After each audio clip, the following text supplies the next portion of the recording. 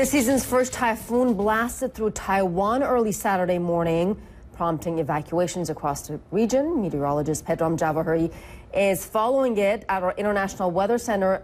Pedram, what can you tell us? Yeah, Asya, the storm has weakened quite a bit. That's excellent news. And, so many people in the path of it when you're talking about a very densely populated area in northern Taiwan and Taipei in particular. The winds at 140 kilometers per hour, that is equivalent to a Category 1 storm there as it moves over the Taiwan Strait. And heavy rainfall certainly has come down. Widespread destruction across this region, and best here displayed on the video because it's showing you some of the flooding that is taking place. And major concern for this region was the substantial flooding just because of the tropical nature, of course, of these storms, but also how mountainous Taiwan is. As many people don't know, Taiwan has the highest density of tall mountains of any location on Earth, over 250 mountains across this island nation that are over 3,000 meters in height. And what that does, of course, exacerbate the problems, enhance the moisture out of these thunderstorms, and bring down the flooding concerns. And across the city of 7 million people, we're talking about Taipei, damage also taking place. And the images coming out of this region also showing you the amount of damage and structural damage, too, a big-time concern when you're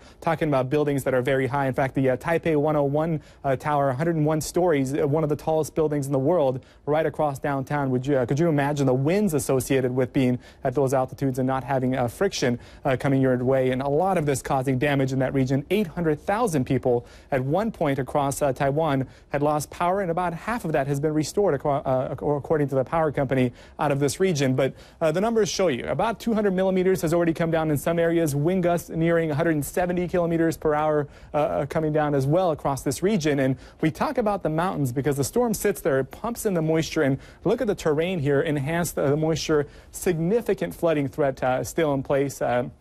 We know a lot of people back in 2009, some 600 people lost their lives because of a typhoon that rolled through here with very similar characteristics. So the Central Weather Bureau out of Taiwan putting 70% of the country underneath an extremely torrential warning. And you don't see this too often because the bottom of the chart here is extremely heavy rainfall. Only one corner of the country has that, and extremely torrential rainfall encompasses much of it. In fact, I can show you the radar perspective at this hour across Taiwan.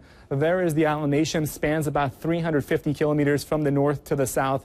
Nearly the entire country getting heavy rainfall at this hour, and that pattern, of course, going to shift to the east there, to the west, I should say, as the storm system moves on towards Fuzhou over the next, say, 6 to 7 hours. Another landfall expected there. It is going to be significantly weaker, and in Fujian province, alerts already issued there for heavy rainfall and also a flooding concern, similar to what we saw in Taiwan.